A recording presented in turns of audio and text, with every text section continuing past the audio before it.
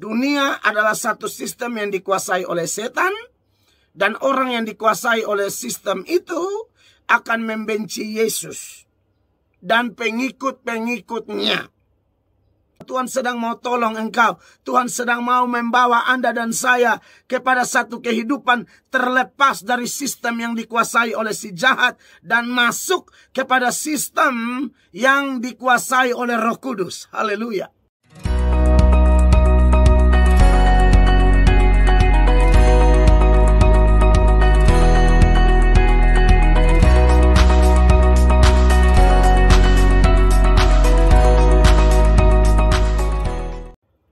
Minggu sengsara dalam hubungan dengan gereja Tuhan. Pembacaan terambil dari Injil Yohanes pasal 15 mulai ayat 18 sampai ayatnya yang ke-21 ya. Yohanes 15 ayat 18 sampai ayat 21, demikian bunyi firman Allah. Jikalau dunia membenci kamu, ingatlah bahwa ia telah lebih dahulu membenci aku daripada kamu. Sekiranya kamu dari dunia, tentulah dunia mengasihi kamu sebagai miliknya. Tetapi karena kamu bukan dari dunia, melainkan aku telah memilih kamu dari dunia. Sebab itulah dunia membenci kamu. Ingatlah apa yang telah kukatakan kepadamu. Seorang hamba tidaklah lebih tinggi daripada tuannya. Jikalau mereka telah menganiaya aku, mereka juga akan menganiaya kamu. Jikalau mereka telah menuruti firman-Ku, mereka juga akan menuruti perkataanmu. Ayat 21. Tetapi semuanya itu akan mereka lakukan terhadap kamu karena nama-Ku. Sebab mereka tidak mengenal Dia yang telah mengutus aku. Saudara yang diberkati oleh Tuhan Yesus Kristus, dalam pengiringan murid-murid kepada Tuhan Yesus, di mana kita tahu bahwa Tuhan yang memilih mereka. Tapi dari semua yang Tuhan pilih itu kan ada satu yang memang Tuhan sendiri menyebutnya dengan iblis. Tetapi pada prinsipnya adalah bahwa mereka semua dipilih oleh Tuhan. Dan sepanjang mereka mengikuti Tuhan, ada begitu banyak pengajaran-pengajaran yang mereka terima dari Tuhan Yesus Kristus. Sering mereka menerima pengajaran berupa berkat, kekuatan, pemulihan. Mereka melihat yang namanya mujizat. Tapi juga mereka sering berurusan dengan tantangan persoalan yang luar biasa. Karena memang Tuhan sendiri sudah mengajarkan kepada mereka dalam banyak teks, dalam banyak ayat, saudara-saudara. Salah satunya adalah ayat yang kita baca pada hari ini. Bahwa kalau ikut Tuhan tidak bisa tidak. Kalau Tuhan menderita, ya kamu juga menderita. Tapi kita bersyukur bahwa di balik penderitaan itu kan selalu ada yang namanya kemuliaan. Selalu ada yang namanya berkat. Seorang teolog dari Inggris namanya Charles Haddon Spurgeon. Spurgeon mengatakan, saudara-saudara, bahwa sebenarnya perjalanan gereja itu adalah perjalanan Kristus. Ya, kalau Kristus menderita, mereka menderita. Kristus dianiaya, mereka dianiaya. Kristus mati, mereka mati. Tapi sebagaimana Kristus bangkit dan menikmati kemuliaan, gereja pun akan mengalami hal yang sama. Makanya ayat ini mengatakan jikalau dunia membenci kamu. Nah, sekarang kita mau perhatikan di sini siapa dunia ini? Dunia yang membenci kamu. Ya, saudara-saudara, memang kalau kita ikuti studi kata tentang dunia ya, dalam bahasa Yunani itu dia pakai kata kosmos. Dan dunia itu pengertiannya beda-beda. Ada dunia, saudara-saudara, yang berarti adalah manusia. Ya. Makanya dalam Yohanes 3 ayat 16 itu, saudara lihat di sana ayat itu berbunyi bahwa karena begitu besar kasih Allah akan dunia ini, sehingga ia telah mengaruniakan anaknya yang tunggal, supaya setiap orang yang percaya kepadanya tidak binasa, melainkan beroleh hidup yang kekal. Jadi dunia di sana berarti manusia, yang mendapatkan kasih karunia, ya, sehingga mereka bisa percaya kepada Yesus dan diselamatkan. Sedangkan yang tidak percaya tidak diselamatkan. Jadi dunia di sana bicara tentang manusia. Tapi ada juga dunia bicara tentang tata cipta, ya. Alam semesta, khususnya bumi ini, ya. Bumi ini diciptakan, bumi ini juga disebut dengan dunia. Nah, ini ciptaan Tuhan, planet kita, gitu loh. Tapi ada juga dunia yang punya arti adalah satu sistem yang dikuasai oleh si jahat, ya. Makanya kalau kita lihat tulisan Yohanes yang lain dalam 1 Yohanes pasal 2, ya. 1 Yohanes pasal 2 ayatnya yang ke-15 dikatakan, janganlah kamu mengasihi dunia dan apa yang ada di dalamnya. Jikalau orang mengasihi dunia, maka kasih akan Bapa tidak ada di dalam orang itu. Jelas ini dunia yang di sini berbeda dengan dunia yang di Yohanes 3 ayat 16. Padahal penulisnya sama, katanya sama. Kalau dunia di dalam Yohanes 3 ayat 16, itu ayat bilang, karena begitu besar kasih Allah akan dunia. Tapi dunia di dalam 1 Yohanes 2 ayat 15, dikatakan janganlah kamu mengasihi dunia dan apa yang ada di dalamnya. Jikalau orang mengasihi dunia, maka kasih akan Bapa tidak ada di dalam orang itu. Maka jelas saudara-saudara, dunia yang dimaksudkan di sini ialah satu sistem yang dikuasai oleh setan. Dan siapapun yang terikat dengan sistem ini, dia akan bertentangan dengan Tuhan secara langsung. Makanya di bagian yang lain, kita bandingkan dengan surat Yakobus, ya. Yakobus pasal 4 ayatnya yang keempat. Yakobus mengatakan bahwa, hai kamu orang-orang yang tidak setia, tidakkah kamu tahu bahwa persahabatan dengan dunia adalah permusuhan dengan Allah? Jadi barang siapa hendak menjadi sahabat dunia, ia menjadikan dirinya musuh Allah. Ya saudara-saudara, jadi benar adanya ketika kita melihat apa yang Tuhan Yesus sampaikan kepada murid-murid dalam Yohanes pasal 15. Mulai ayat 18 ini dengan tegas Tuhan Yesus berkata, jikalau dunia membenci kamu, ingatlah bahwa ia telah lebih dahulu membenci aku daripada kamu. Jadi memang kalau anak-anak Tuhan itu semua dari dunia. Semua anak-anak Tuhan itu dulu dikuasai oleh setan itu, saudara-saudara.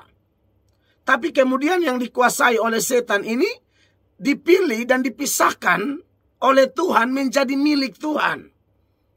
Ya. Apa buktinya bahwa sesungguhnya kita semua ini kekasih Tuhan sebenarnya adalah milik dunia. Sebenarnya kita semua ini dikuasai oleh setan dulunya. Makanya kalau ada orang yang masih mengalami terikat dikuasai oleh setan, harus segera datang kepada Yesus, segera memberi dirinya sehingga Tuhan sendiri yang melepaskan dia dari ikatan tersebut. Karena kalau orang yang di luar Kristus itu kan orang yang rohaninya mati. Dan kalau rohani mati, pasti dikuasai setan. Kita bandingkan dengan tulisan Rasul Paulus, ya. Kita sudah lihat tulisan Yohanes, kita sudah lihat tulisan Yakobus. Sekarang kita bandingkan juga dengan tulisan Rasul Paulus. Dalam Efesus 2 mulai ayatnya yang pertama, Paulus berkata, kamu dahulu sudah mati karena pelanggaran-pelanggaran dan dosa-dosamu.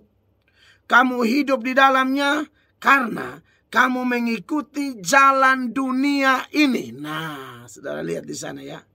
Kamu dahulu sudah mati karena pelanggaran-pelanggaran dan dosa-dosamu, itu mati rohani, satu kehidupan yang terpisah dari Allah, ya.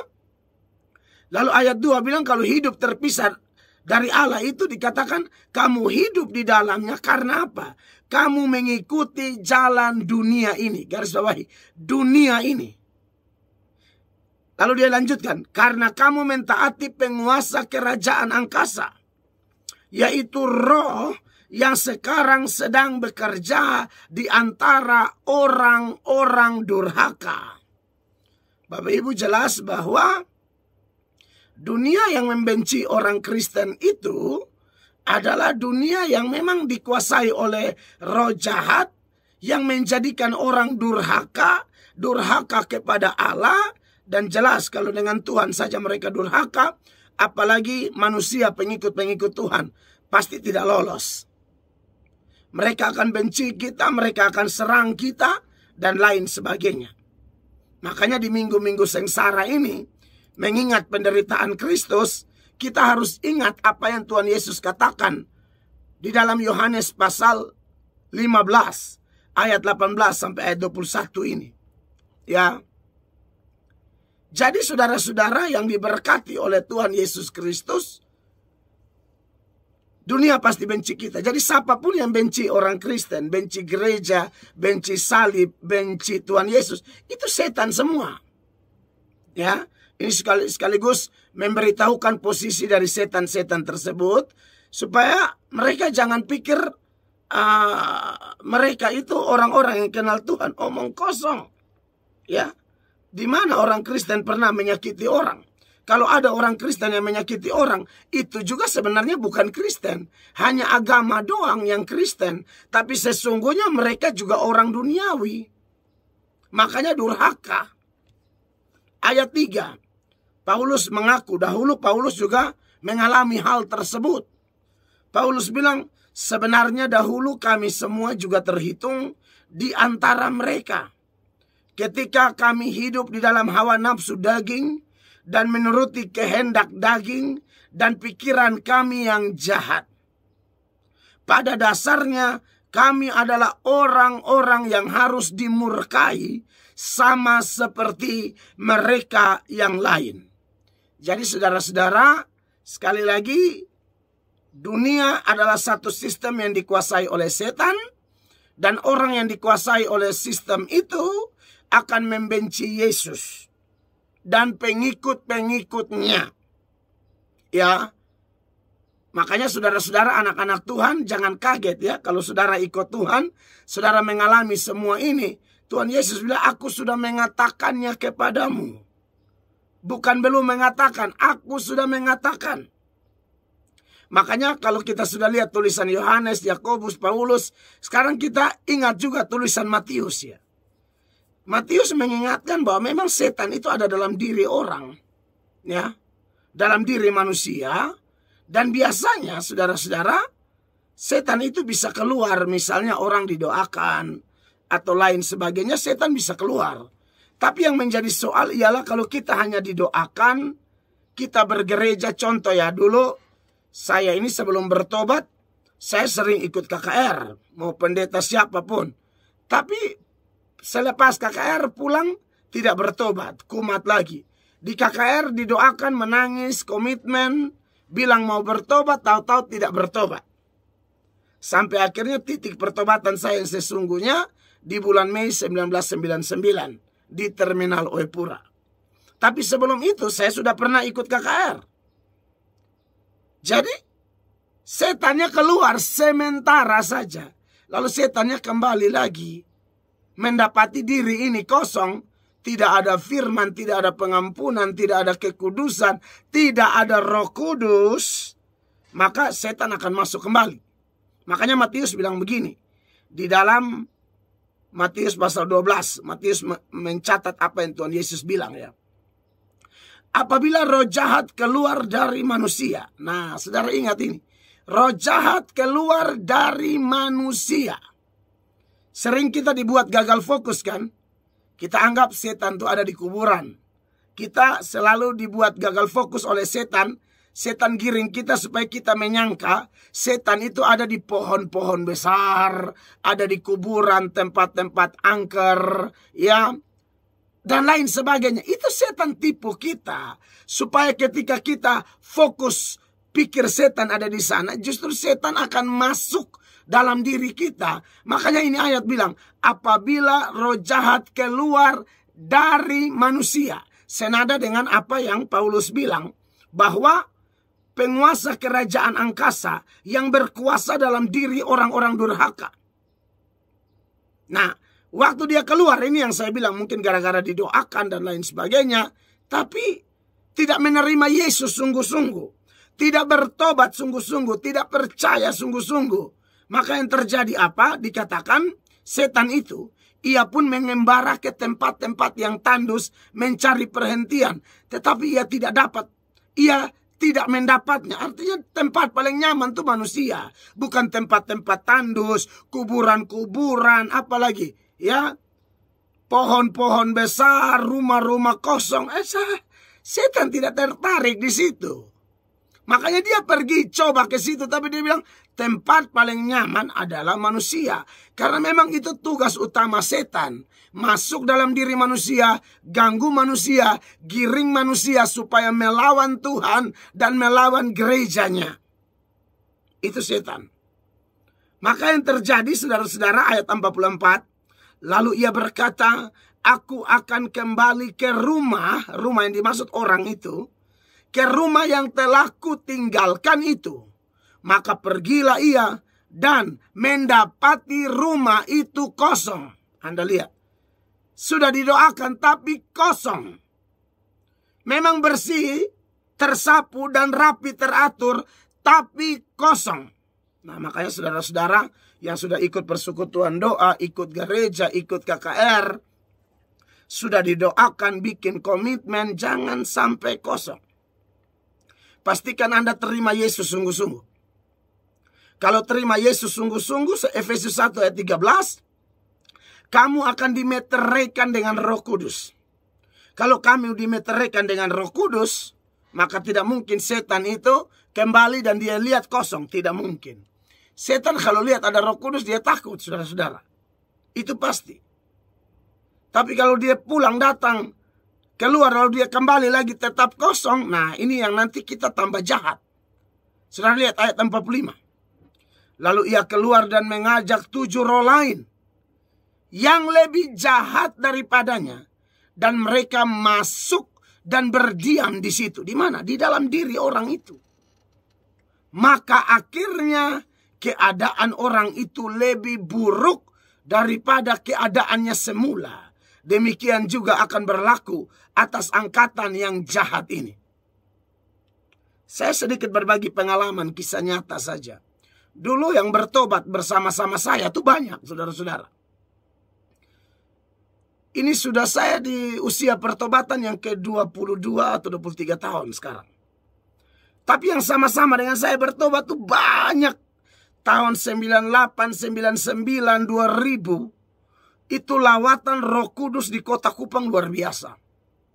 Dan anak-anak remaja yang nakal-nakal, yang hidup luntang-lantung tidak jelas, Tuhan tangkap, Tuhan jamah. KKR di mana-mana. Penginjil-penginjil muda begitu bersemangat, ya tidak takut. Mereka turun ke jalan-jalan, injili. Anak-anak di jalan, preman-preman, mereka injili. Dan banyak yang diselamatkan. Banyak yang katakanlah mau dengar, mau ikut mereka. Salah satunya saya. Dan ada sejumlah teman-teman saya. Tapi saudara-saudara, tidak semuanya berdiri tegak sampai hari ini. Ada yang akhirnya 3 bulan kumat lagi. Ada yang 4 bulan kumat lagi. Dan tambah rusak. Nah, saya lihat ini ayat benar ini. Lalu ia keluar mengajak 7 roh lain yang lebih jahat daripadanya, dan mereka masuk berdiam di situ. Maka akhirnya keadaan orang itu lebih buruk daripada keadaannya semula. Hancur, lebih hancur. Sampai ada yang ganggu istri orang lah, sampai ada yang karena macam-macam, jahat sekali. Ya, tapi ya kalau sudah kondisi begitu, Anda sudah tahu sendiri. Sebenarnya orang-orang ini memang tidak pernah menerima Yesus. Mereka hanya ikut rame, ikut persekutuan doa rame-rame, ya. Senang lihat kumpul-kumpul anak muda, apalagi kalau pelayanan kaum mudanya tuh rame, bagus, musik, lighting, ya segala macam. Orang mau datang, tetapi apakah mereka bertobat sungguh-sungguh? Nah, ini yang masalah. Bagi yang tidak bertobat sungguh-sungguh pasti rusak, saudara-saudara. Tapi kalau kita kembali membahas Yohanes pasal 15 tadi ya. Kita maju ke ayat 19. Di sana ada orang-orang yang dipilih. Dan ini menjadi penyebab dunia membenci orang-orang tersebut. Ya, ayat 19 dari Yohanes 15 ya. Kita belajar ayat per ayat ya. Sekiranya kamu dari dunia, tentulah dunia mengasihi kamu sebagai miliknya. Sesama dunia, sesama dikuasai setan, biasanya nyambung, biasanya kompak. Seperti orang-orang yang kompak berseru untuk melempari Stefanus dengan batu sampai mati. Atau seperti orang yang kompak berseru, salibkan Yesus, salibkan Yesus, bebaskan Barabas. Anda lihat, orang dikuasai setan, dia akan pilih penjahat dibebaskan, lalu yang kudus disalibkan. Saya yakin saudara menangkap pesan Tuhan ini ya. Jadi kalau orang dikuasai setan seperti itu, makanya Tuhan Yesus bilang, sekiranya kamu dari dunia, tentulah dunia mengasihi kamu sebagai miliknya. Tapi yang menjadi soal di sini ialah ayat 19 ini dilanjutkan, tetapi karena kamu bukan dari dunia, melainkan aku telah memilih kamu dari dunia. Sebab itulah dunia membenci kamu. Dulu kamu dari dunia, tapi sekarang Tuhan telah pilih orang-orang yang dari dunia ini. Saudara, bukankah ini luar biasa? Kita semua yang dulu dikuasai setan, dengan cara apa saudara mau lepas dari setan itu? Tidak bisa. Kecuali Tuhan pilih Anda dan saya. Tanpa Tuhan memilih Anda dan saya tidak mungkin terlepas dari ikatan itu. Ya, tidak bisa. Makanya kalau kita kembali ke ayat pembanding tadi ya, di Efesus pasal 2 itu, ayat 1, 2, dan 3 kan menjelaskan kondisi ketika orang dikuasai oleh setan, bukan?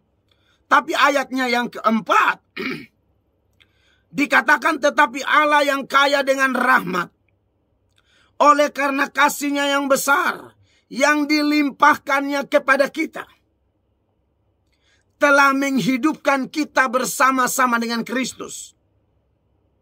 Sekalipun kita telah mati oleh kesalahan-kesalahan kita, oleh kasih karunia kamu diselamatkan.